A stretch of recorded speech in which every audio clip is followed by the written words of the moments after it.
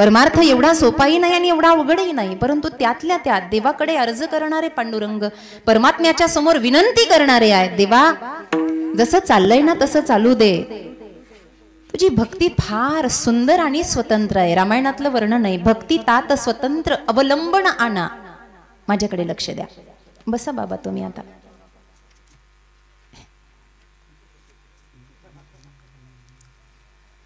भक्तीचं वर्णन करतात. हे भक्ती प्रेमसुख इतकं छान आहे, इतकं मोठं आहे, पण हे सहज साध्य कुणाला होत नाही. याच्यासाठी भक्तीची अखंड तत्वधारा पूर्ण करावी लागते. भक्ती दुर्लभ आहे बाबा. पंडिताला, वाचकाला, ज्ञानाला सुद्धा ही सहज साध्य नाही आहे. महाराज तर याच्याही पुढे जाऊन सांगता, अरे कोणी आत्मनिष्ठ झाला ना, जीवनमुक्तीच्या रस्त्यावर आहे, नवे नवे जीवनमुक्त झाला, तरी भक्ती सुख दुर्लभ. त्या महाराज एवढं अवघड आहे तर मग आम्ही कशाला त्याच्या मागे लागायचं. महाराज म्हणले प्रयत्न करायला काय हरकत आहे, पण तरी बाबा हे एवढं कठीण आहे, भक्ती 16 वर्षी पोळी आहे, हे एवढं कठीण आहे ना, मग आम्हाला शक्य होणार नाही का. त्याचं उत्तर शेवटच्या चरणात दिलं. तुकोबाराय म्हणतात, भक्ती ही प्राप्त होईल, भक्तीचा आनंद घेता येईल, पण कधी. ज्याची भक्ती करायची तो नारायण जर कृपा करत असेल. तुका म्हणे कृपा करील नारायण, तरीच हे वर्म पडे ठाई. विठ्ठल विठ्ठल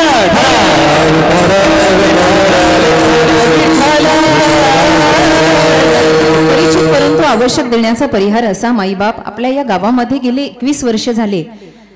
सर्व धर्मानुरागी पंचक्रोशी पांडुरंगाच्या कृपेनं आदरणीय गुरुवर्य डॉक्टर महाराज हरिभक्त परायण किसन महाराज साखरे, महेश देव रामदासी यांच्या कृपा आशीर्वादाने आणि हरिभक्त परायण राजेंद्र महाराज वाघमारे गोंदीकर यांच्या प्रेरणेनं, तसेच गावकऱ्याच्या आणि संपूर्ण तरुण मंडळाच्या सहकार्यानं हे 21वे वर्ष या ठिकाणी आहे. अखंड नामसप्ताहाचं एकलहरे गावामध्ये आणि परमात्म्याच्या सान्निध्यात आपलं जीवन रंगून जावं, आपण या भक्तीचा आनंद घ्यावा म्हणून एनकेन प्रकारे विविध महाराष्ट्रातल्या वक्त्यांना बोलून आपण या ठिकाणी ही मांदियाळी जमवता.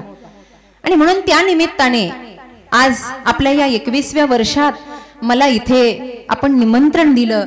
खरं तर आदरणीय श्री लक्ष्मणजी चाळक, श्री पंडितजी असलोटे, श्री दत्ताजी कसाब आणि श्री अप्पाजी खरावे अशा या सज्जनांनी मला या ठिकाणी निमंत्रण दिलं. माईबाप आपली पंचकृषी संप्रदायानं नटलेली आहे. आपल्या गावातला अनुभव मोठा आहे. आपण सांप्रदायिक मंडळी आहात. अनेक पारायणं आपली झाली आहेत, आपले अभंग पाठ आहेत. महिला मंडळांचा कुणी एक ताई मला भेटल्या, त्यांचा तर विचार सागर ग्रंथ सुटलेला आहे. अरे बापरे, ही तर फार मोठी परिकष्टा झाली. कामामध्ये काम, कुणी म्हणा राम राम, हे राम ना मुखामध्ये, हातामध्ये काम आहे. आणि एवढं सगळं करता करता आपण शेतकरी वर्ग एवढा अभ्यास करता, नवल आहे. निश्चितपणे माऊलींची आपल्यावर कृपा आहे, कारण कृपा झाल्याशिवाय नुसतं राम सुद्धा तोंडाला येत नाही. म्हणून आपण पंचपदीमध्ये म्हणून आलो, बहुत सुकृताची जोडी म्हणून विठ्ठली आवडी. गत जन्माचं अनेक जन्माचं पुण्य आहे म्हणून आपण या हरिनामामध्ये आहात. आणि आता 21 वर्ष रथ होता, त्याच्याही अगोदर नामसप्ताह झाले असतील, विविध प्रकारचे गल्लीबोळामध्ये सप्ताह होत असतील. एकजुटीनं आपण हे कार्य करता, वेगवेगळ्या वक्त्यांना बोलवता, हा अट्टहास करता की तुकाराम महाराजांचे आणि माऊली ज्ञानोबरायांचे विचार आपल्यापर्यंत पोहोचावे, त्याची सद्विचारांची सागड आपल्या मनाला, बुद्धीला, अंतकरण चतुष्टयाला लागावी आणि त्यातून सद्मार्ग आपल्याला निघावा, भवसागर आपण तरुण जावं, हा एक आपला अट्टहास आहे. म्हणून मला आमचे आदरणीय बंधू पंडितजी असलोटे यांच्या विद्यमाने त्यांचं सर्व सहकारी मंडळ असेल. खरं तर माझ्या डाव्या बाजूला माझी सर्व भावंड बसलेली आहेत. त्यांनी सांगितलं की महाराज आमचा हा अट्टहास आहे आणि आमच्यावर वडीलधाऱ्यांची कृपा आहे. वडिलांच्या सर्व आशीर्वादांनी, वडील माणसांच्या, माझ्या वडिलांची मिराशी गा देवा, तुझी चरणसेवा पांडुरंगा, या न्यायानं आपण सर्व त्यांच्या कार्याला कृत म्हणून, आशीर्वाद म्हणून आहात. या ठिकाणी भक्तिमती सर्व आया बसलेल्या आहेत. आपण सर्वांच्या विद्यमाने मी इथपर्यंत पोहोचले. पंचक्रोशीतील सर्व गायक वादक मंडळी आहेत. माझी 2 भावंड या ठिकाणी मृदंग आचार्य आहेत. या ठिकाणी शरद महाराज काळे आहेत. या आमचे अण्णा मुरली अण्णा, बऱ्याच वर्षानंतर त्यांचं दर्शन झालं, पण त्यांचा हसता चेहरा तसाच आहे कायम. तसाच आहे, नावच मुरली आहे त्यांचं काय. ते दुसरे दादा चाल म्हणलेले, त्यांचंही नाव मला माहित नाही, छान आवाज आहे, परमेश्वर महाराज, आमचा विठ्ठल दादा, आपण सर्व मंडळी आहात पंचक्रोशीतली, तीर्थपुरीवरूनही काही माझे भावंड या ठिकाणी आलेले आहेत. माईबाप, या व्यास मंचावर उभा राहण्याची पात्रता माझी आहे किंवा नाही मला माहिती नाही. तुकोबाच्या अभंगावर बोलण्या इतपत ज्ञानही माझ्याकडे आहे किंवा नाही मला माहिती नाही. पण तरी सुद्धा परमहंस परिव्रजकाचार्य स्वामी सागरानंद सरस्वती महाराज यांच्या कृपा आशीर्वादाने आणि परंबा भगवतीच्या आशीर्वादाने जे व्यासपीठ लाभलं त्यावर उभा राहून जास्तीत जास्त अभंग सोडवण्याचा प्रयत्न करेल. विठ्ठल विठ्ठल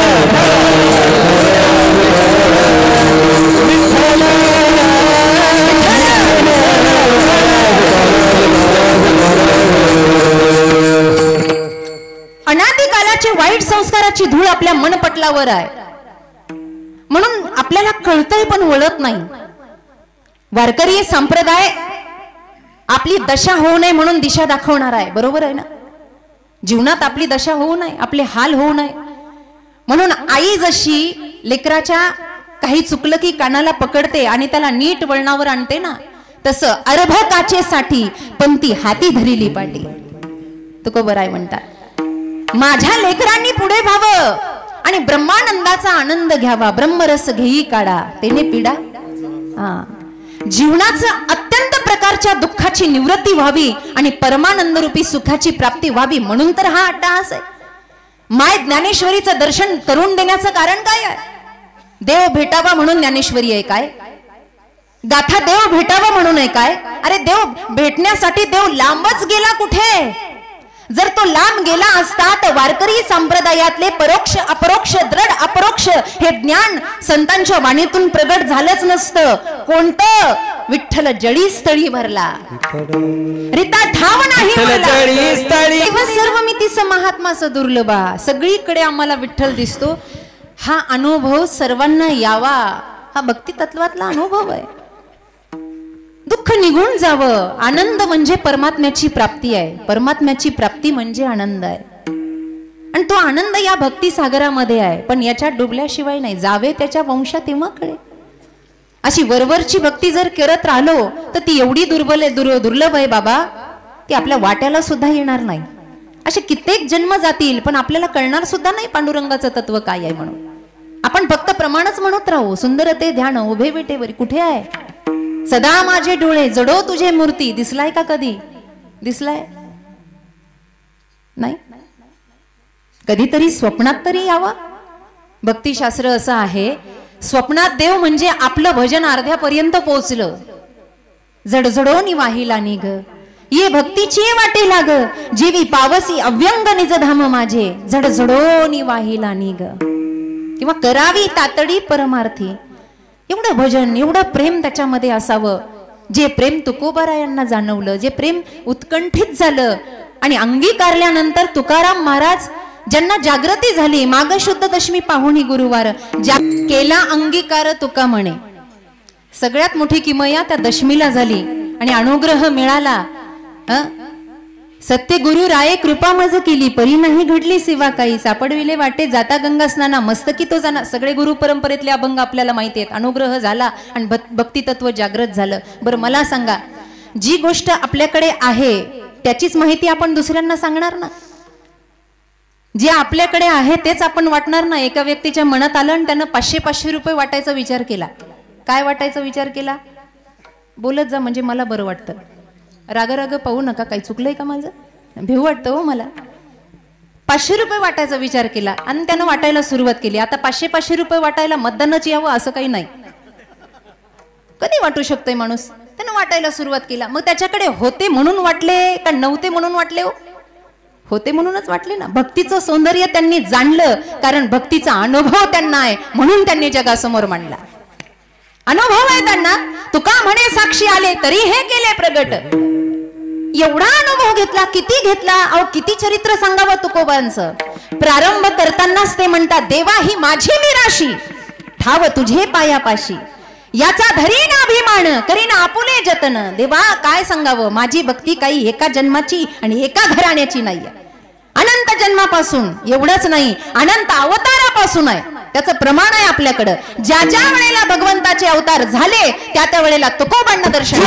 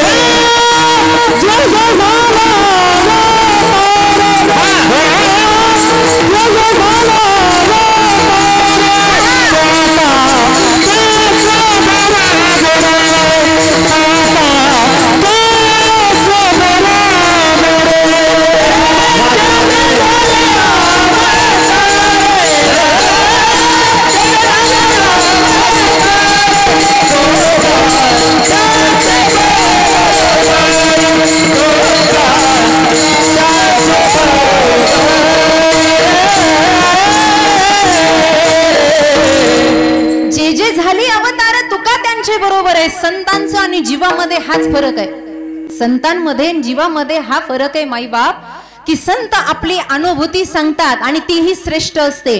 जीवाला आपली अनुभूती सांगण्यासारखं त्याच्या जवळ काही नाही. आपण मेल्यावर माईक घेऊन लोकांना बोलावं असं आपलं वागणं आहे काय? थंडीनं माना जामा झाल्यात का ग बायांनो? आपण मेल्यावर कुणीतरी माईक घ्यावा आणि 10 मिनिटं आपल्यावर बोलावं असं आपलं वागणं आहे का? खुशाल नाही म्हणता तुम्ही सुद्धा. पटतंय का तुम्हाला हे?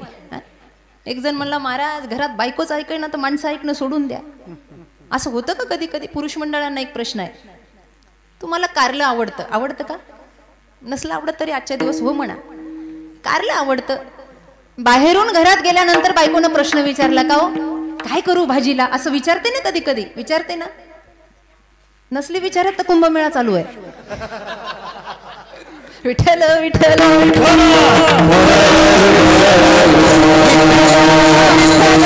मला फक्त उत्तर द्या, मी तुमचं लेकरू आहे बाबांनो, तुमचा अनुभव मोठा आहे. विचारते ना कधीतरी. तुम्हाला विचारते का भावंडांनो? झालंय ना? मागचेच नाही झालेलं, पुढचे तरी हो म्हणा. काय करू भाजीला? नवऱ्याला कारलं आवडतं. नवरा म्हणतो, अगं असं कर, ताजी ताजी मी मंडईमधून, भाजी मंडईमधून कारली घेऊन येतो किंवा रानातून कारली घेऊन येतो, तू कारली कर बरं का. मला सांगा, असं म्हणल्यावर किती जणाच्या घरात खरंच कारलं होतं? होत आई शाबाश. होतच नाही. भेंडीची भाजी होते, नाही तर पिठलं होतं. मन विटलं आणि खा पिठलं. विठ्ठल विठ्ठल विठ्ठल. काय सांगतेय बाबा? आपल्या घरातली माणसं आपलं ऐकत नाहीये.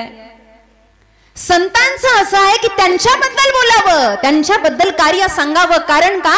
ते तेवढे मुरले आहेत, जे का रंजले गांजलेत, रमलेत बाबा. अनुभव मोठा आहे. जगामध्ये बहिरंग साधना करणारे भरपूर आहेत. तुकोबा ज्ञानोबा बहिरंग नाही, अंतरंगात डुबलेले आहेत. आतला रंग मजबूत आहे. काहीतरी कळतं म्हणून जगाला बोध केला. किती उपदेशपर प्रकरण आहेत. आता तरी पुढे हाची उपदेश म्हणायची काय गरज आहे? म्हणवणी शरण जावे म्हणायची काय गरज आहे? म्हणवणी लाहो करा देह नव्हे मी हे सरे, उरला उरे विठ्ठल म्हणवणी लाहो करा काळ सारा चिंतने म्हणायची काय गरज आहे? त्यांचा तो अनुभव आहे. त्यांनी ते जाणलंय. जाणलं म्हणून जगाच्या समोर असं आहे. अनुभवाले अंगा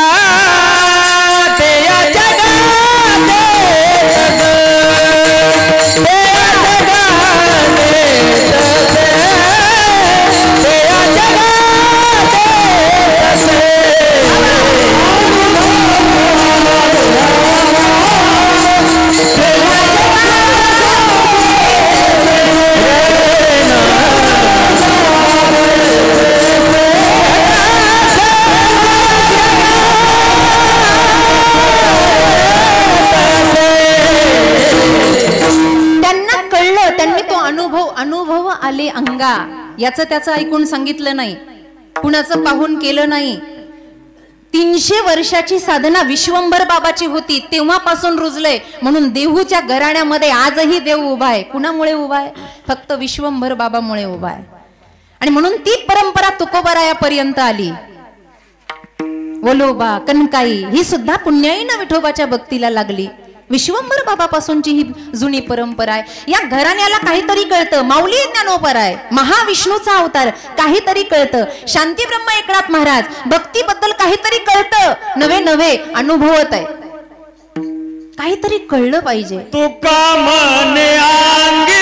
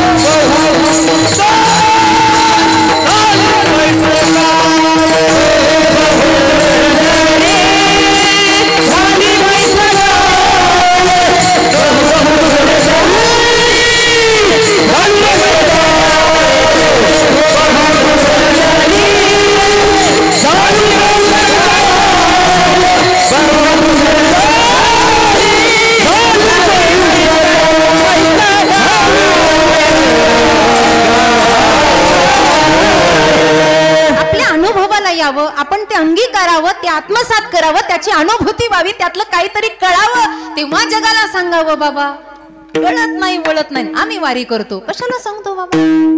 तुझा ऐकण्यासाठी वारी बंद पडली. तो विठोबा फक्त आपल्यासाठी अडकून पडलाय काय? नाही, काही बंद पडलेलं नाही. अरे माणसं मेली, मरता मरता लोक म्हणता आम्ही गेलो तर मागच्याचं कसं होईल. मी तर म्हणत असते तू मर, तुझ्या 10व्याला सप्ताह चालू करतो मर. इथे कुणाचं काय अडलेलं आहे? अनुभव घ्या तेव्हा बोला. संतत्व सिद्ध झालं जगतामध्ये का? त्यांनी अनुभव घेतला, अंगीकारलं, काहीतरी कळतं त्यांना. भक्ती वर्णन करतायत ना, भक्तीतलं कळलं. राजाचा दरबार भरायचा, राजाचा. आणि दरबार भरल्यानंतर गायकी चालायची, अशी जशी भावंड गातात ना, एकदम सुंदर गायकी. रंग चढायचा महाराज. हा हा, एक झालं की एक राग विराग आलाप गायचे. पण त्या गायन गाणाऱ्यापेक्षा जे ते ऐकायला यायचे ना, ते जरा विक्षेप करायचे. कारण त्यातल्या थोड्याच लोकांना गायन कळत होतं आणि ज्यांना काहीच कळत नाही ते मध्येच म्हणायचे वाह क्या बात आहे. हे जगात असंच आहे, ज्याला काहीच कळत नाही तेच जास्त बडबड करतोय विठ्ठल विठ्ठल. अगदी अभंग रंगात आला की यानं म्हणायचं वाह क्या बात आहे, वाह बहुत बढिया, आणि मध्येच टाळ्या वाजायचे. राजा एवढा राग प्रेमी होता, त्याला एवढा राग विराग आवडायचा. तर राजा म्हणला हे काय आहे, कळतं कमी बडबडत जास्त.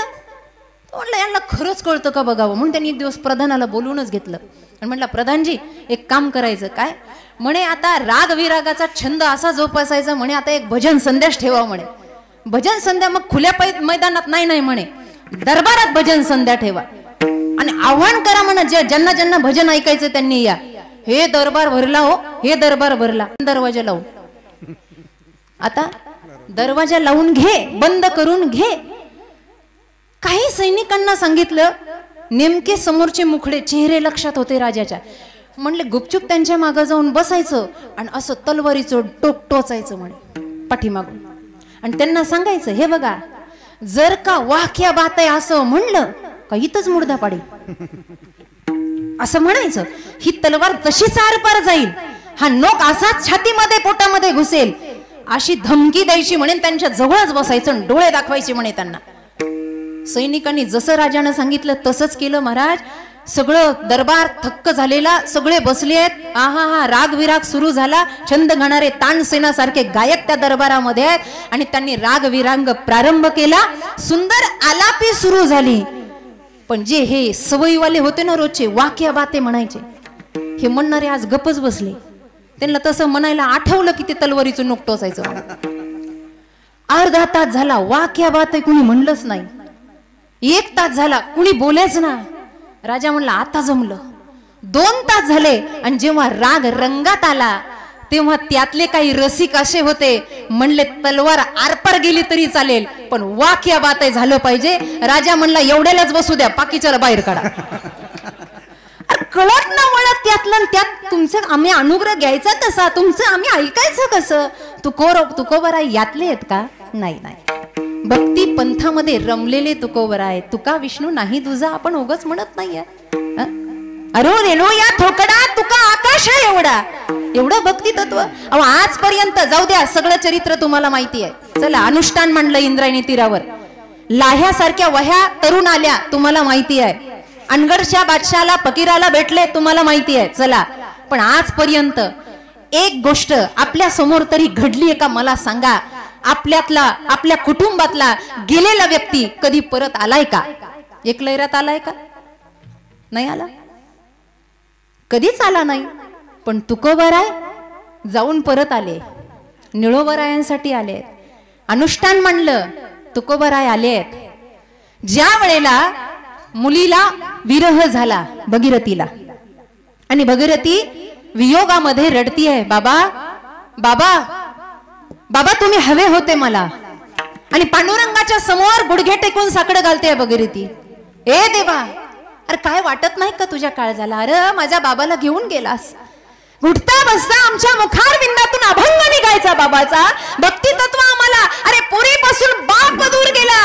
हा विरह त्या भगीरथीला सहन झाला नाही. सहन बाबा गेले कोण्या गावा, भागीरथी करी धावा, भागीरथी करी धावा, भागीरथी करी धावा.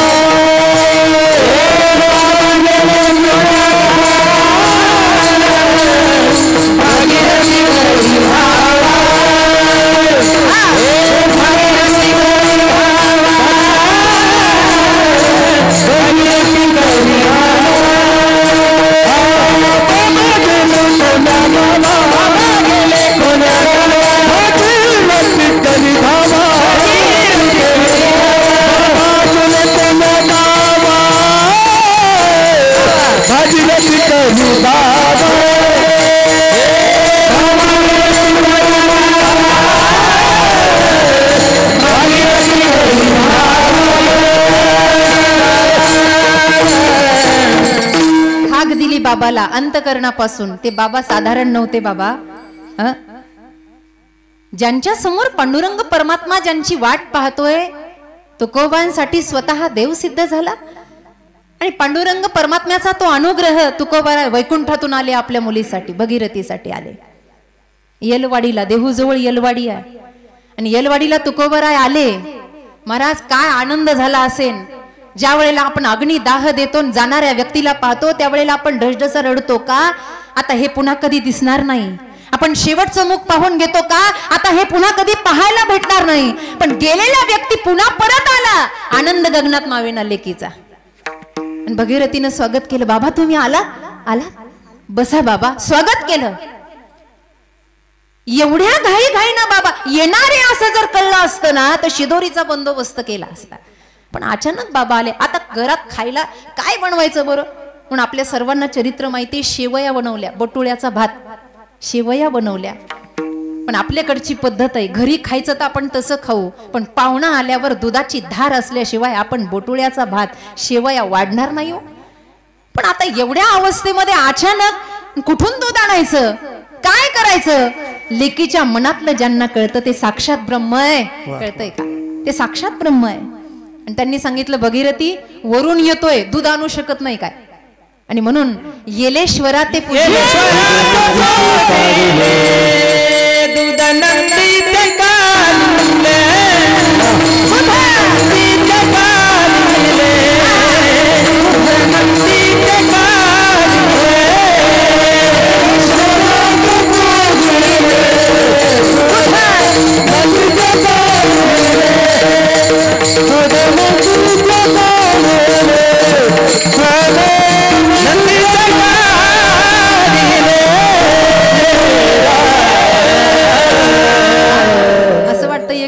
कीर्तन संपूच नाही मला, चांगले प्रमाण देणारे. चालू राहू द्यायचं का 12 वाजेपर्यंत? चालू राहू द्यायचं? तुम्हाला काय पुढचा प्रवास करायचा हो. येलेश्वरा ते पूजिले दूध नंदीचे काढिले. गाईचं दूध काढलेलं आतापर्यंत ऐकलं. आपल्याकडे म्हशीचंही दूध आहे. म्हशीचं दूध म्हणूनच जड झालात तुम्ही. गाईचं दूध पिणारा माणूस हा चंचल राहतो, म्हशीचं दूध पिल्याला माणूस जड राहतो. जड आरटीओच्या बापाला ती म्हैस हलत नाही, हलते. सगळ्यात मोठी डेरिंग तर त्या म्हशीचे. कुणाच्या बापाला ते रेडकू करत पण हलत नाही. म्हणून दूध गाईचं पीत जा. येलेश्वरा ते पूजिले दूध नंदीचे काढिले. महाराज दुधाची धार शेवाय. काय काय सांगावं तुकोबरायांबद्दल, किती महिमा गावा. हे चरित्र सांगण्याचं कारण आहे ज्यांना अनुभूती आहे बाबा. मग एवढी अनुभूती आहे, वारंवार देवानं त्यांना सांभाळलं. त्यांचा प्रसिद्ध एक अभंग आहे, मनासारखं झालं की देवासमोर दिवा लावून हा अभंग म्हणत जावा. आमचे स्वामीजी म्हणायचे हा अभंग म्हणता म्हणता मनुष्यचा अभंग होऊन जावा. आणि तो अभंग तुमच्या सगळ्यांच्या पाठातला आहे. एक प्रसिद्ध अभंग आहे, माझ्या विठोबाचा कैसा प्रेम भाव, आपणाची देव होय गुरु, पण ये देह भाव पूर्वी वासना, अंती ते आपणापाशी. तुका म्हणे नाही विश्वास ज्या मनी. हा परमात्मा आमच्यासाठी आला. मला सांगा, ज्यांची भक्ती अतिशय निष्ठावान आहे, ज्यांना भक्तीतला अनुभव आहे, एवढं सगळं असून सुद्धा ते अभंगाच्या पहिल्या चरणात असं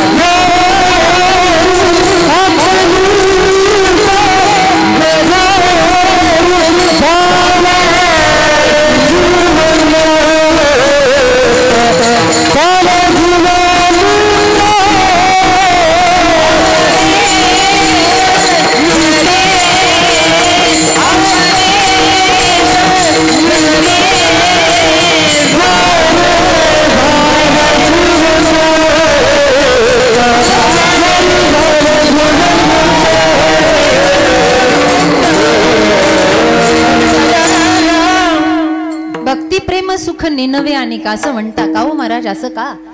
हा बरोबर आहे, ही भक्ती छान आहे. भक्ती अविर्भूत भावना आम्ही जपली, भक्तीतला अनुभव आहे. पण ते म्हणतात हे भक्ती सौंदर्य, हे भक्ती सुख असं कुणाच्याही वाटायला येत नाही, कुणाच्याही नाही. पंडिताच्या तरी आलं पाहिजे ना. पंडित जो त्रिकाळ संध्या जाणतो, जो संतांची सेवा करतो, पंडा वेगळा आणि पंडित वेगळा. काशीला पंडा बघायला भेटतो. काशीला गेलात ना आपण कधी? काशीला तिथं बघा, आई वडिलाच्या नावानं लगेच ते लोक असे जमा होतात. तुमची आई गेली आहे का? मग इथे 1000 रुपये ठेवा, तुमचं कल्याण होईल, आईला मोक्ष मिळेल. हे पंडा. पंडित नाही. ज्यांना लिखाण करता करता, वर्णन करता करता अंतरंग ज्यांची साधना परिपूर्ण झाली, पंडित. पण इतका मोठा पंडित असला पण तरी सुद्धा त्याच्या जोडीला जर त्याला गची बाधा झाली, अभिमान झाला, त्याला भक्ती काय करणार आहे? इथे 4 अभंग पाठ आहेत, 9-10 ओव्या पाठ आहेत, तरी आम्हाला कार्यक्रमाला गेल्यावर खुर्ची पाहिजे बसायला. खुर्चीशिवाय आम्ही खाली बसत नाही. लोक महाराज म्हणले की आम्हाला नमस्कारच केला पाहिजे, आमची व्यवस्था झाली पाहिजे. पाहिलं तर तुकोबारासारखी भक्ती आपल्याला जमत नाही. खोटा अवडंबर आपण धरून बसलोय, स्वतःला वारकरी म्हणतोय आपण. पण त्या वारकऱ्याचं निष्ठा कशी आहे, त्याचे नियम काय आहे हे आपल्याला माहित नाही. सकाळच्या काकड्यापासून संध्याकाळच्या झारी जागरापर्यंत कुठे ना कुठे साधना आमची परिपक्व व्हावी हे आपल्याला माहित नाही आहे. पण थोडस करून सुद्धा आम्हाला लगेच अभिमान झालाय, आणि हा अभिमान पतनाचं कारण आहे. मग पंडित काय कामाचा? वाचा, तो वाचतोय. ज्ञानेश्वरीच्या त्या ग्रंथांवर हात फिरवणं सुद्धा पुण्याचं काम सांगितलंय. पण नुसता हातच फिरवायचा का? मग कधीतरी गुडार्थ दीपिका जाणून घ्यायचीच नाही का? असं आहे, महाराष्ट्रात जन्माला आलेल्यानं मरण्याच्या अगोदर एकदा तरी ज्ञानेश्वरी वाचावी. एकदा तरी. वाजवायच्या असतील तर जोरात वाजवा. मी काही टाळ्यावरचा महाराज नाही. वाजवल्या का नाही वाजवल्या काय काय, मरायच्या अगोदर वाचावी ज्ञानेश्वरी. एक तरी ओवी अनुभवावी म्हणतात. कारण का? ते वाचन असं आहे. असतोमा सद्गमय, तमसोमा ज्योतिर्गमय, मृत्युर्माम अमृतम गमय. ज्ञान होतं, पण पुन्हा ज्ञान झालं की पुन्हा गची बाधा वाचका आणि ज्ञानी असी. तसं तर ज्ञानाचे 10 प्रकार आहे. योग सिद्ध झाला की माणसाला ज्ञान होतं. योग सिद्ध झाला. माऊली ज्ञानोबराय तर म्हणतात योग इतका सोपा आहे, इतका सोपा आहे. आपल्याला योग हा शब्दही काही वेळेला नीट म्हणता येत नाही. कुंडलिनी जागृत झाली की ज्ञान होतं, परंतु अशा ज्ञानाला सुद्धा भक्ती सुख दुर्लभ आहे म्हणतात. योग सिद्ध झाला की, पण योग सिद्ध करायला थोडस विषयांतर होईल. पण ऐका, श्रोत्रिय ब्रह्मनिष्ठ सद्गुरूंची सानिध्य प्राप्त झालं तर योग्य सिद्ध होतो, नाही तर योग सिद्ध होत नाही. आता दत्त जयंतीला आपण बऱ्याच वेळेला अभंग गातो, म्हणतो पहिलं मेरूच्या शिखरी तो योगी निरंकारी, मुद्रा लावणी खेचरी, प्राणायामी बैसला. पहिलं मेरूच्या शिखरी. पहिलं म्हणजे पलीकडे, मेरू म्हणजे डोकं. हे अष्टचक्र भेदन आहे. या अष्टचक्र भेदनानंतर महाभगवती कुंडलिनी आपल्या गुदद्वारापासून काही अंतरावर नाभीच्या खाली सर्प आकारानं वेटाकळून बसलेली आहे. गती आणि गरमी वाढली, काही आसनं सिद्ध झाली की त्या ठिकाणी अंतरकुंभक, बहिर्कुंभक, रेचक असे प्राणायाम झाले. किती उत्कंठित होते, ती हळूहळू जागी होते. आपण ज्ञानेश्वरीचा 6वा अध्याय वाचलेला, मला फार त्याचा विस्तार करायचा नाही. हे पंडित, वाचक, ज्ञानी याच्यामध्ये योग सिद्ध करणारे काही वेळेला भेटतात. आता तुकोबांनी असं वर्णन केलेलं नाहीये, पण तो योग सिद्ध झाला की ज्ञान होतच ना बाबा. ज्ञानाच्या विविध कला आहे. भजन केलं ज्ञान सिद्ध होतं. आणि कुंडलिनीसाठी फक्त योगच नाहीये, निष्ठावानानं भजन जरी केलं, आम्ही गातो पण लोकांना ऐकण्यासाठी नाही, आम्ही तदाकार होण्यासाठी गातो असं म्हणलं की कुंडलिनी जागी होते. वाजवणाऱ्याची कुंडलिनी जागी होते, तर पारायण करणाऱ्याची कुंडलिनी जागी होते, कीर्तन करणाऱ्याची. तुम्ही बघा, साधं मंदिरातून जाऊन आलं. छोटं उदाहरण सांगते. एखादा व्यक्ती निष्ठावंत भावानं जर मंदिरात चालला, थोडं जड आहे ऐकायला, मला माहितीये पंगत झालेली आहे, झोपा येतील साहजिक आहे, पण ऐका. एखादा व्यक्ती निष्ठावंत भावानं मंदिरात जायची इच्छा करतो, त्याचा मंदिरात जाण्या अगोदरचा चेहरा बघा आणि मंदिरातून दर्शन घेऊन आल्यावरचा चेहरा बघा, त्याच्यावर थोडं का होईना तेज असतं. ही भगवंताची जादू आहे, ही किमया आहे, ही कृपा आहे त्याची. मग आता कुंडलिनी जागृत वाल्याचं किती मोठी महिमा असेल. पण त्याच्यासाठी काही क्रिया सांगितल्यात. यम, नियम, आसन, प्राणायाम, प्रत्याहार, अष्टांग योग साधना सांगितली. अंतरकुंभक, श्वास घ्यायचा, रोकायचा किती वेळेला, बाहेर सोडला तो बाहेर जाऊन रोकायचा किती वेळेला. हे जर ज्ञान सांगणारा गुरु जवळ नसलं तर मरण येईल. डाव्या नागपुडीनं घ्या, उजवीनं सोडा असं सांगणारा एखादा पाहिजे का नाही. आमच्या सोसायटीत मेला एक जण, घेतला आणि सोडलाच नाही. किती सोडायचंय, किती वेळ रोकायचंय माहित नाही. मग महाराज या सगळ्या प्राणायामाची साधना करत असताना अष्टचक्राचं भेदन करायचंय. गुदद्वारापासून आपल्या ब्रह्मरंध्रापर्यंत अष्टचक्र आहे. हे भेदन करत करत जायचं. कारण का, ब्रह्मरंध्रामध्ये अमृताची वाटी आहे बरं का महिला मंडळ. वाटी वाटी, माझ्याकडे लक्ष द्या. वाटी आहे. तुम्ही म्हणता चांदीची का सोन्याची? एक छोटासा असा खड्डा आहे, त्याला वाटी असं म्हणतात. त्याच्यात अमृताचा रस आहे. या अष्टचक्राचं भेदन झाल्यानंतर ती महाकुंडलिनी भगवती जी सर्पाच्या आकारामध्ये इडा, पिंगला, सुषुम्ना या नाड्यांच्या अवतीभोवती सर्पाकार बसलेली आहे. म्हणजे साप नाही, ही सगळ्यांच्याच पोटात आहे, उदरात. आणि ही जेव्हा ब्रह्मरंध्रापर्यंत पोहोचते तेव्हा ती अमृताची वाटी हलते आणि त्याच्यातला काही द्रव, काही अमृत ज्या वेळेला ती ग्रहण करते त्यावेळेला कुंडलिनी सिद्ध होते. हे मी संक्षिप्त मध्ये सांगितलं. विस्तार 6व्या अध्यायात आहे. याच्यासाठी मुद्रा लावायच्या आहेत. मग खेचरी मुद्रा करायची आहे. त्या खेचरी मुद्रेसाठी महाराज आपली जीभ बाहेर काढून पहिल्यांदा बघावी ती नाकाला लागते का काय. लगेच काढू नका, घरी गेल्यावर प्रयोग करू शकता. मग ती जीभ बाहेर लांब व्हावी याच्यासाठी एक छेदन क्रिया सांगितलेली आहे. काय, आपली जीभ वरती केली की एक रेष असते, आहे ना रेष, पाहिलीचाच पडून एक रेष असते. तिला केसा इतकी धार मारायची आणि हरडानं तिला 6 महिने घासायचं. हे वर्णन केलेलं आहे, माझ्या मनानं सांगत नाही. घासायचं. असं झाल्यावर पुन्हा 6 महिन्यानं तिचं छेदन करायचं. का, ती जेव्हा आतल्या गर्भभागामध्ये जाईल त्यावेळेला खेचरी मुद्रा लागेल आणि भुरकुटावर ध्यान केंद्रित होईल. याच्यासाठी असं करायचं. आणि दुसरा एक उपयोग आहे, जर असं करता नाही आलं तर रोज बसल्या बसल्या अशी जीभ बाहेर काढायची आणि हळूहळू ओढायची, म्हणजे ती लांब होईल आपलीच.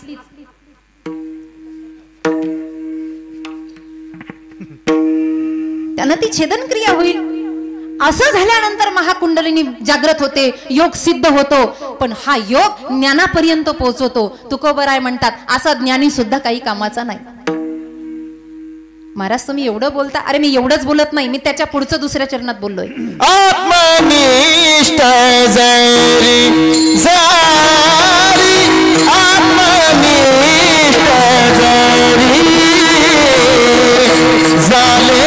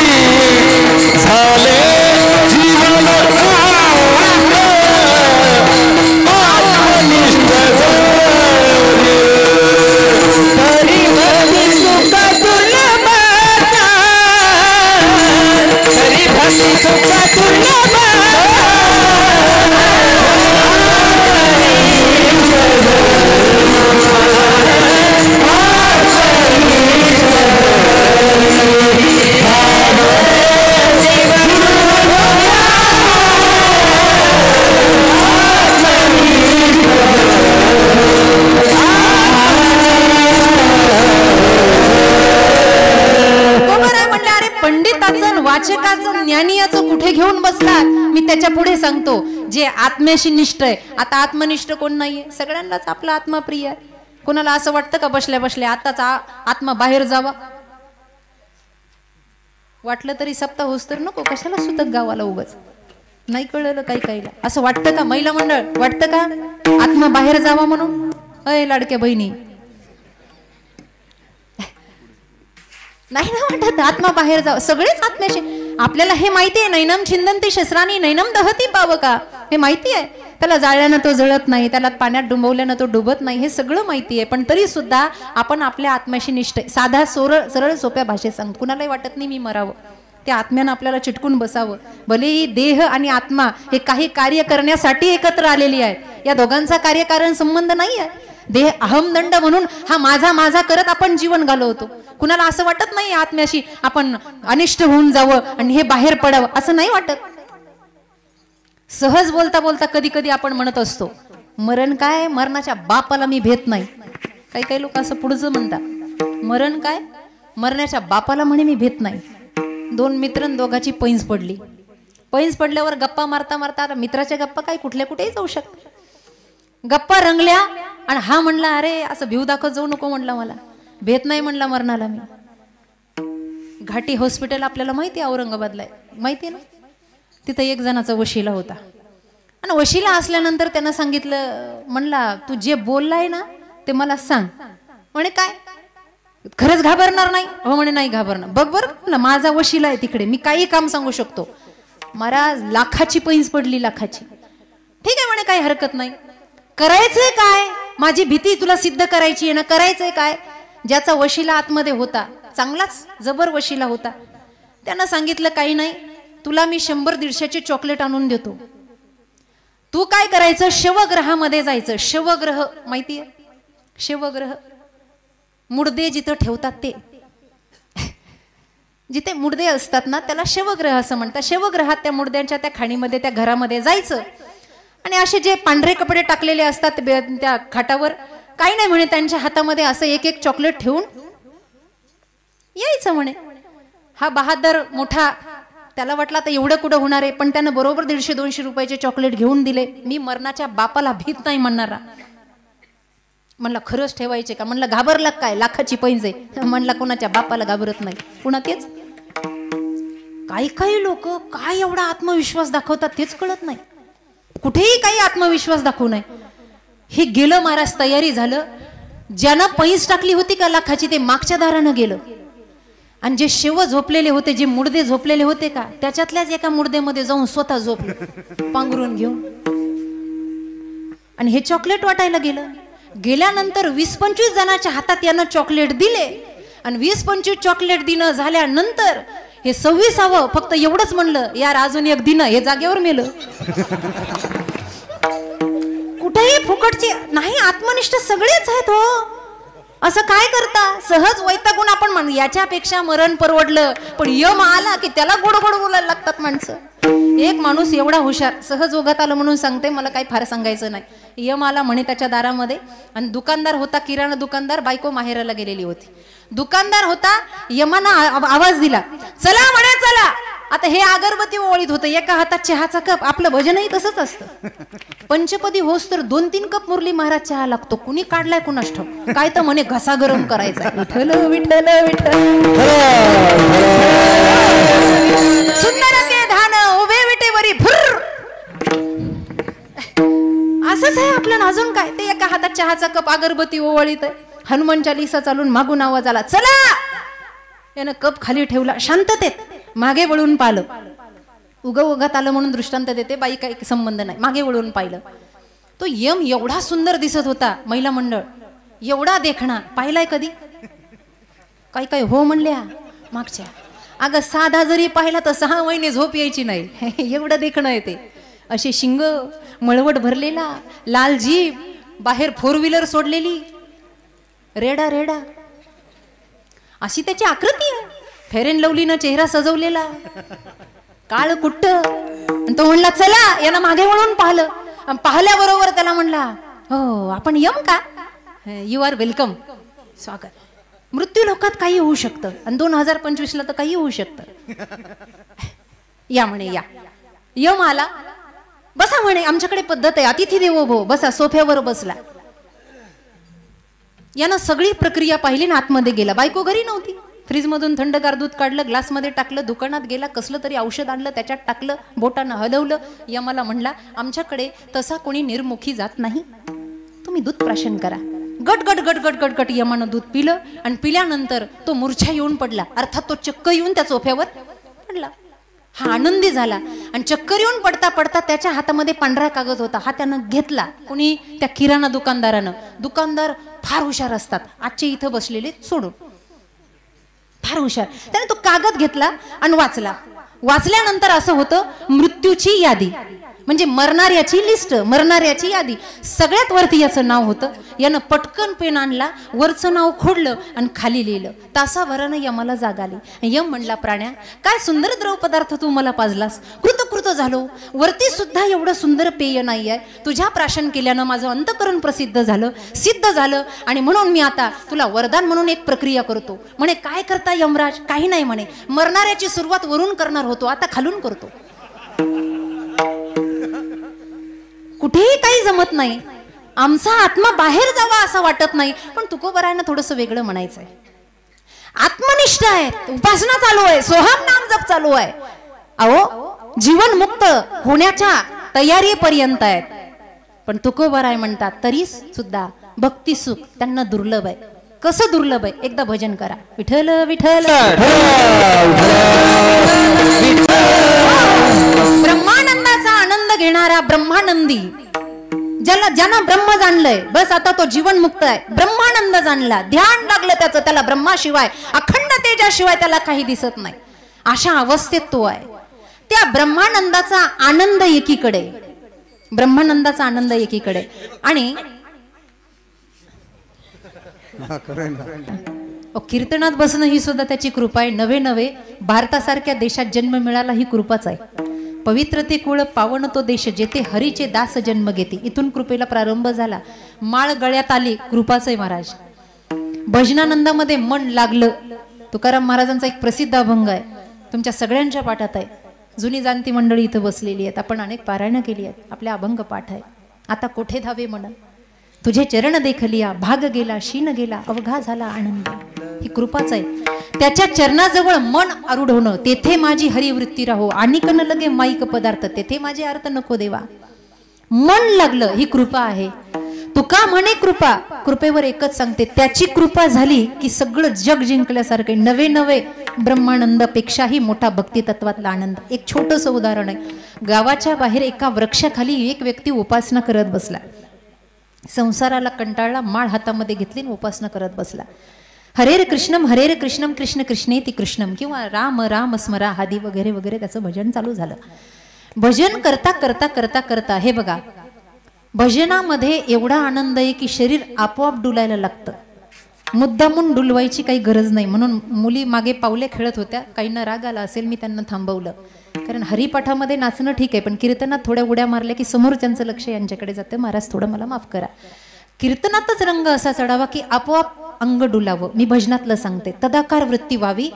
आणि मीराबाईच्या भजनात जसा जहरीला नाग डोलू लागला, नाग डोलतो, मनुष्य डोलणार नाही काय. तर त्या भजनातला एवढा आनंद वाढला आणि त्याची उपासना एवढी वाढली. आता पूर्वीच्या काळामध्ये नारदांची स्वारी असायची. आता नारदजी येत नाहीत. आता त्यांना माहिती, माणसं बिजी झाली आहेत. नाही तर लोक म्हणायचे, तासभर बसा, मी मिटिंग करून येतो. म्हणून नारदजी आता येत नाहीत. पूर्वीच्या काळात नारदजींची स्वारी असायची. नारदजी तिथून निघाले. त्यानं भजन करता करता तेजोमय प्रभाव पाहिला आणि पाठीमागे त्याचं लक्ष गेलं. नारदजी जाताना दिसलेले असताना त्या व्यक्तीनं नारदजींना मी कृपा सांगते आवाज दिला. आवाज दिल्यानंतर नारदजी थांबले. अरे आत्मजा, काय काम आहे तुझं माझ्याकडे? म्हटले, महर्षी, तद्विद्धी प्रणिपातेन परिप्रश्नेन सेवया उपदेक्षन्ति ते ज्ञानम ज्ञानिना तत्वदर्शिना. गीता सांगते, माझा नमस्कार आहे, पण माझा प्रश्न नाही, माझा एक संदेश आहे. तुम्ही कुठे निघालात? नारदजी म्हणले, अर्थातच मी वैकुंठामध्ये दर्शनाला निघालो. भगवंताशी मला वाद संवाद, चर्चासत्र, या सगळ्या गोष्टी आहे दर्शनाबरोबर. ठीक आहे म्हणले, माझा एक छोटासा प्रश्न आहे, तेवढा देवाला विचारताल का? नारदजी म्हणले, मला पहिल्यांदा असा व्यक्ती भेटलाय की तो देवाला प्रश्न विचारा म्हणतो. प्रश्न त्याचा असा होता, माईबाप, प्रश्न त्याचा असा होता, नारदजी, देवाला फक्त एवढं विचारा की तुम्ही मला कधी भेटणार आहे? देवाला? नारदजींना एवढं आश्चर्य वाटलं, या कलियुगाच्या प्रभावात असा कोणी आहे का? कारण बहुतेक वेळेला आमच्या मुलाचं कधी जमेल असे विचारणारे भरपूर आहेत. पण देव काही मी उद्धार पावेन, काही कृपा करील नारायण, ऐसे तुम्ही सांगा संत जन, करा समाधान चित्त माझे, असं म्हणणारा कोणी एखादा विरळ आहे. मनुष्यानाम सहस्रेषु, गीता सांगते, हजारातून एखादा आहे. नारदजींना एवढं त्याचं म्हणणं आवडलं, म्हणे खरंच हे विचारायचंय? हो, फक्त देवाला एवढं विचारा, देवा तू मला दर्शन कधी देणार आहेस, मला कधी भेटणार आहे? नारदजी म्हणले ठीक आहे. घाईघाईत देवर्षी नारद गेले, वैकुंठामध्ये गमन झालं, चर्चा सत्र झालं, भगवंताचं दर्शन घेतलं. घाईघाईनं निघायचं की पटकन द्वाराजवळ आल्यावर नारदजींना आठवलं, आणि आठवल्याबरोबर नारदजी तसेच मागे फिरले. देवानं विचारलं, महर्षी काय झालं, आता काही राहिलंय का अजून? हो म्हणले, एक गोष्ट राहिली. काही नाही, मृत्यू लोकातून येत होतो, एका वृक्षाखाली एक व्यक्ती भजन करत बसलेला आहे, निस्वार्थी निस्पृही, घरदार सोडून दिलं, काही चिंता नाही, बस आता एकच इच्छा आहे, ती इच्छा माझ्याजवळ व्यक्त केली, बोलू का? देव म्हणला बोला. काही नाही, ती इच्छा एकच आहे. त्यानं मला विचारायला सांगितलं की देवाला विचारा तुम्ही मला कधी भेटणार आहे. देवानं उत्तर दिलं, तो ज्या झाडाखाली बसलाय त्याचे जेवढे पानं आहेत तेवढे वर्ष उलटल्यानंतर मी त्याला भेटन. ते झाड होतं चिंचेचं, आणि चिंचेच्या झाडाचे पानं किती मोठे मोठे असतात आपल्याला माहिती आहे. झाड होतं चिंचेचं. देवर्षी नारद म्हणले, असं सांगण्याऐवजी सरळ सांगा ना भाऊ, माळ कळ्यातून काढून ठेव, हरिपाठ बंद कर, घरी जाऊन बस. असं अडचणीत बोलायची काय गरज आहे? सरळ हातानं खायचं ना, कानामागून हात घालायची गरज काय आहे? असं म्हणल्यानंतर देवही चपापला. पण देवर्षी नारद आज त्या गल्लीनं गेलेच नाही, त्या रस्त्यानं गेलेच नाही. दुसरा आठवडा गेला, हा भजन करता करता किंदा मागे वळून बघायचा, शेंडीवाला बाबा का दिसत नाही. दुसरा आठवडा, तिसरा आठवडा, देवर्षी नारद परस्पर बायपास भेटून यायचे. पण एकदा गाठ पडलीच. ओ नारदजी म्हणले, ऐका काय गेले होते का नव्हतं ते? एक काम सांगितलं, काय मागितलंय का तुमचं? जोडीतलं पीठ मागितलंय, वेळ मागितलाय? काही नाही, एक साधा प्रश्न होता, देवाला फक्त विचारून या मला भेटणार कधी. नारदजी म्हणले, गड्या एकदा सांगू का तुला? खरं सांगू, मी भेटलो देवाला, तुझा प्रश्न विचारला, उत्तरही आलंय, पण सांगू का? म्हणे हो. देवानं सांगितलं, तू ज्या झाडाखाली तपश्चर्येला बसलाय त्याची जेवढी पानं आहेत तेवढे वर्ष उलटल्यानंतर मी तुला भेटेल. नुसतं देव भेटेल हे ऐकलं आणि तो वेडा झाला महाराज. कोण? भजन करणारा. मला देव भेटणार आहे, किती वर्ष किती साल मला माहित नाही, तो वेडा झाला आणि वेडा होऊन तो नाचायला लागला. आंखों से आंसू बहे, वाणी से कुछ न कहे, रोमांच प्रफुल्लित झालं आणि वेडा झाला. नाचता नाचता नारदजी त्याच्याकडे बघून म्हटले, संपलं याचं, झालं म्हणले येड. असंही भजनाला लोक येडच म्हणतात. वेड झालं म्हणले, गेलं. आणि अशी चिंता करता करता लख प्रकाश पडला. नारदजींनी पाठीमागे पाहिलं तर सुदर्शन चक्रधारी भगवंत उभा आहे. नारदजी म्हणले, अरे दोन तोंडाच्या देवा, अरे काही आठवड्यापूर्वीच तू म्हणलास ना, ज्या झाडाखाली बसलास त्याची जेवढी पानं आहे तेवढी वर्ष उलटल्यानंतर मी याला भेटेल, आता कशाला आलास? देव म्हणला, नारदा तुला माझा भाव कळाला नाही. तेवढे वर्ष उलटल्यानंतर जेवढं भजन असायला हवं होतं ते याचं आत्ताच सिद्ध झालं माझ्या कृपेने, म्हणून मी आलोय. विठ्ठल विठ्ठल म्हणे, कृपा करील नारायण, तरीच हे वर्म पडे ठाई. त्याची कृपा झाली की सगळं काही होतं. म्हणून त्याला प्रार्थना करावी. नाम सप्ताह चालू झाला. ए देवा, ए परमेश्वरा, अरे किती दिवस आता हा संसार सुखाचा सागरामध्ये मी डुबून राहू? अरे रोज काकड्यामध्ये म्हणतोय रे मी, धनदारा पुत्र जन बंधू सोयरे पिशून. विठ्ठल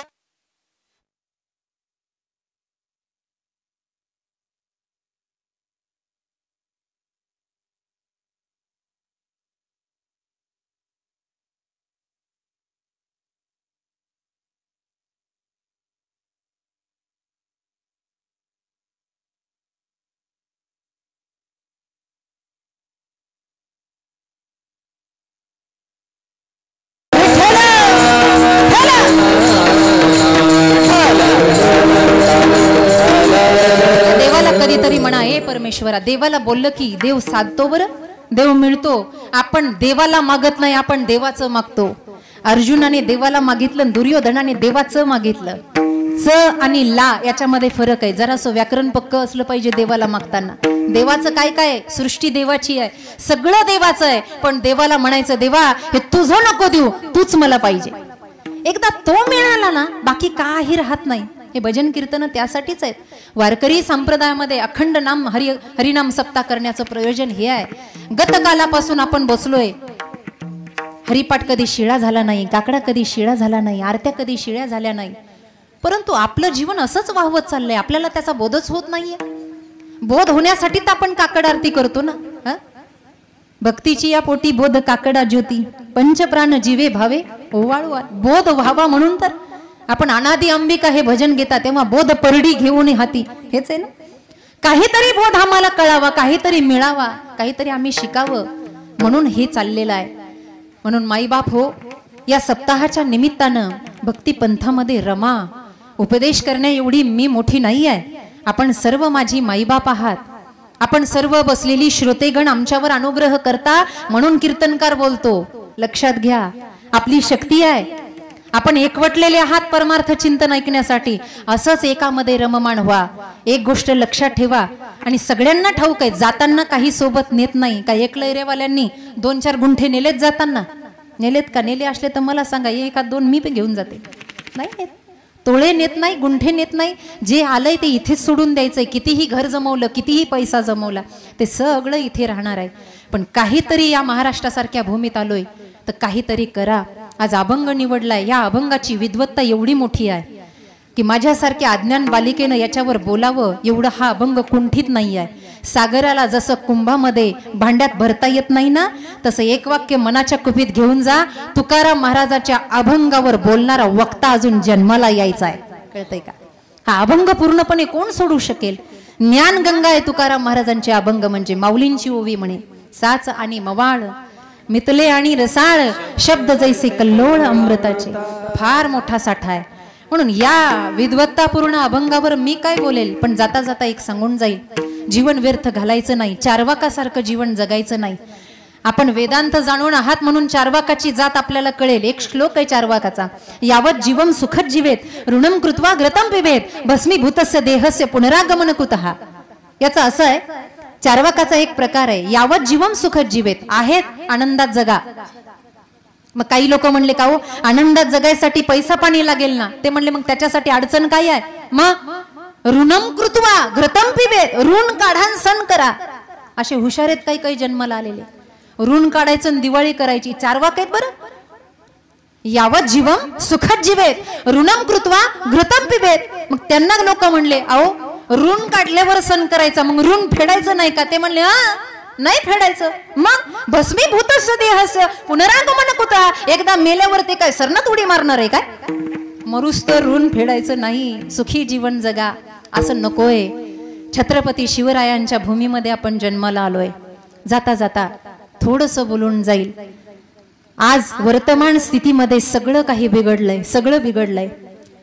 आपण त्या राज्यात राहतोय. हे बघा, शिवाजी महाराजांचं चरित्र सांगायला मी इथं आले नाहीये. इथे बसलेला चंदन है इस देश की माटी, तपोभूमि हर ग्राम है, हर बाला देवी की प्रतिमा, बच्चा बच्चा राम है. आपल्या सगळ्यांना महाराज माहिती आहेत, आपल्या सगळ्यांना धर्मवीर माहिती आहेत. मी काहीतरी चिंतनाचा प्रसाद घेऊन आले होते, पण मला वाटलं म्हणून मी बोलतेय. वर्तमान स्थिती बिघडलीये माझ्या भावंडांनो. ऐका, आज कुठे तोंड काढावं आणि कुठे जगावं हे कळत नाहीये. एक गगन में हजारों तारे, एक तारी भजन ऐका. एक गगन में हजारों तारे मिलते हैं झिलमिल के सारे, कभी न देखा उनको लढते, कभी न देखा उनको बिछडते. एका गगनामध्ये 1000 तारे आहेत, पण ते भांडले काय एकमेकाशी? ते एकमेकाच्या जीवावर उठले काय? मला काय बोलायचं हे लक्षात आहे. इथे माणसंच माणसाला कापायला लागली, तर माणसंच माणसाला खायला लागली. थोडीशी लाज वाटली पाहिजे. कोणत्या राज्यात होत आपण? तो राज्य, अरे जिथे माणसं सोडा, प्राण्याच्या अंगावर हात ठेवला. ओम त्र्यंबकम यजामहि सुगंधिम पुष्टिवर्धनम उर्वारुकमिव बंधनात मृत्योर्मुक्षी यमामृतात. यजुर्वेदाचा श्लोक बोलला रेडा. चलग बये म्हणल्यावर भिंत चालायला लागली. असं चलग बये म्हणल्यावर आपल्याकडून चालेल का? छत्रपती शिवाजी महाराज आदर्श काय आहे आता? राजकारण घ्या, समाजकारण घ्या, घर गृहस्थी घ्या, शेतीबाडी घ्या, नुसती ताणाताण, नुसती ओढाताड चालू आहे. कुठे हरिपाठाचे प्रमाण लावायचे सांगा ना मला? खिळी मेळी गदारोळी, संप्रदायाचा झेंडा रोवला की पहिल्या दिवशीचा हा अभंग आहे. या रे सान थोर किंवा लहान थोर याती भलती नारी नर, सगळ्यांनी मिळून आनंद घ्या. आज राहिलाय काय तो आनंद? हा त्याला ओढतो, तो त्याला ओढतो, तो त्याला ओढतो. एक गोष्ट सांगून जाते, मनाच्या कुपीत घेऊन जा. 32 मनाचं सिंहासन राजाला बसायला केलं होतं. 32 मनाचं सिंहासन. आणि आऊसाहेबांसहित अशा भरलेल्या दरबारात राज येत होतं. राज हाताला धरून आईच्या, डोळ्यानं डबडबल्या नेत्रानं राज आलं. आणि पहिला पाऊल जसा त्या सिंहासनाच्या पायरीवर ठेवला तसं अंगावर काटा उभा राहिला. आणि जसा काटा उभा राहिला तसं राजानं मागे वळून पाहिलं. आऊसाहेबांना प्रश्न विचारला, राजे बसायची वेळ आली आहे, मागे बघायची नाही. आता मागचं मागच सोडायचं असतं. शहाणी माणसं असतात ती मागे बघत नसतात, पुढे चालत असतात. मागे बघणारे मागेच राहता. माग जग काय म्हणतं ते बघायचं नसतं. शहाण्यांनी फक्त पुढचा रस्ता गाठायचा असतो. कारण एकदा का शहाणं पुढे गेलं की मागच्यांनी कितीही धूळ उधळली तर शहाण्यावर परिणाम होत नाही. परिणाम होत नाही. बसायचं सिंहासनावर बसायचं. डोळ्याला पाणी आलं. राजा काय झालं तुम्हाला? आई विचारते. आई राजानं सांगितलं, आऊ कसं बसू या सिंहासनावर? हा माझा महाराष्ट्र आणि नटलेला मला पाहायचा होता आऊ, म्हणून मी तुम्हाला सती सुद्धा जाऊ दिलं नाही. पण आऊ बसायची इच्छा होत नाही. राज 32 मणाचं सिंहासन केलं, बसायची इच्छा होत नाही. कारण काय? आयु बसू कसं? इथं बसायचं म्हणलं ना अंगावर काटा उभा राहतो. माझ्या सगळ्या मावळ्यांनी जे जीवाचं बलिदान केलंय ना ते मावळे माझ्या डोळ्यासमोर उभा राहिलेत. अहो ज्यांनी खिंड अडवली माझा जीव वाचवला असा बाजीप्रभू देशपांडे मला आठवतोय. माझ्यासारखा दिसणारा शिवा काशीद, त्या शिवा काशीदाचं सांगून जाईल. कारण का आता छत्रपतींना आठवणं फार गरजेचं आहे. नुसती डोक्यावर चंद्रकोर काढून आणि दाढ्या करून शिवाजी महाराज होता येत नाही. ते रक्तात असावं लागतं. कळतंय का? रक्तात असावं लागतं. हो शिवा काशीद अगदी हुबेहूब राजांसारखा. जेव्हा गनिमाकडे जायची वेळ आली ना तेव्हा राजानं आपली कपडी घालायला दिली. मला माहिती मी अभंगाचं विषयांतर केलंय, पण हे पण सांगणं गरजेचं आहे. राजाची कपडी घालायची आहे. शिवा काशीद रडायला लागला. हुबेहूब राजासारखा दिसाय. कपडे घालायचे आहेत.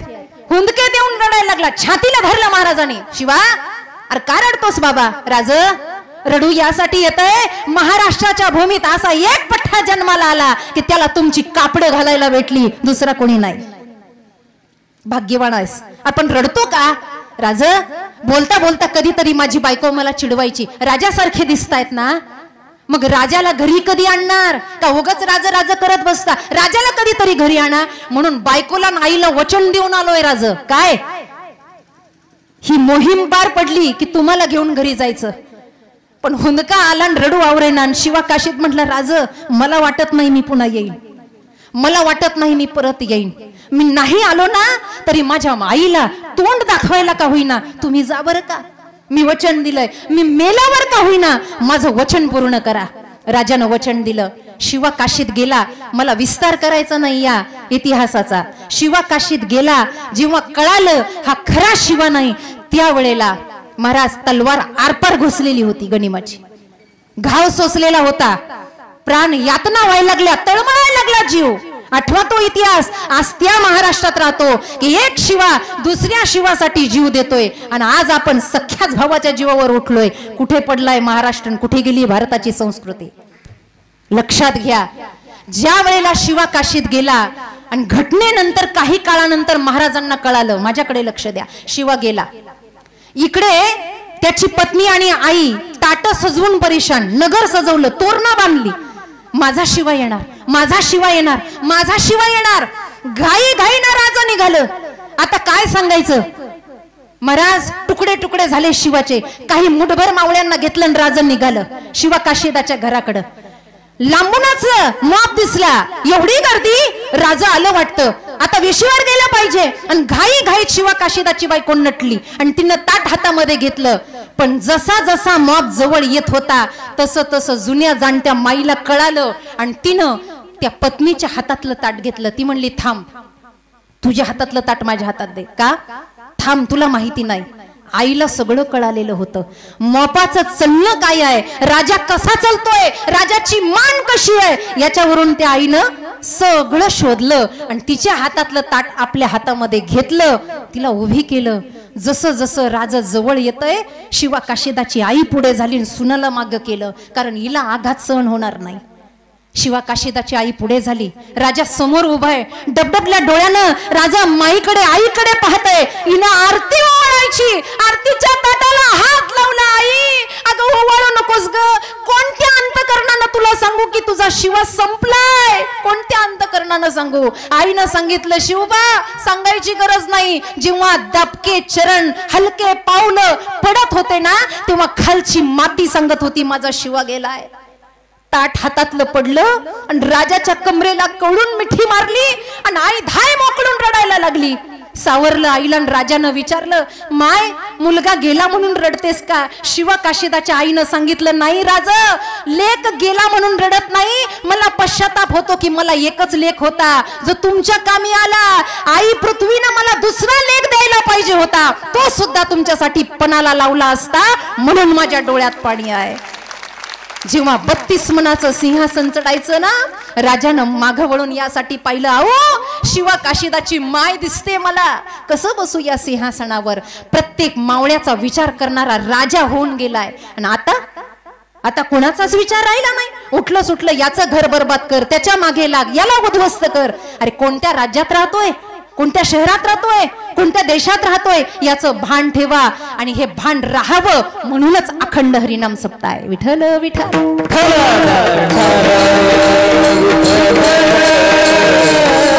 म्हणून माईबाप आपण माझी आठवण काढली आणि आपल्या निमित्तानं मला माझ्या जननी जन्मभूमीश्च, माझ्या जन्मभूमीचं पुन्हा एकदा दर्शन झालं.